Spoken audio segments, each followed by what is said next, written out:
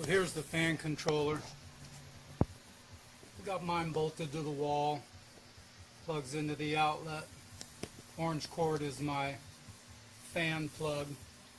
I've got the delay on, and it's programmed for 1, 2, 3, 4, 5.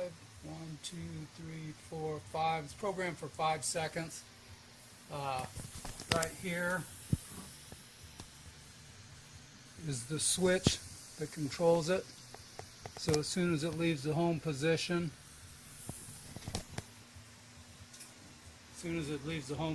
it turns on the fan, and now it's back in the home position with the delay. That'll keep the fan on for 5 minutes.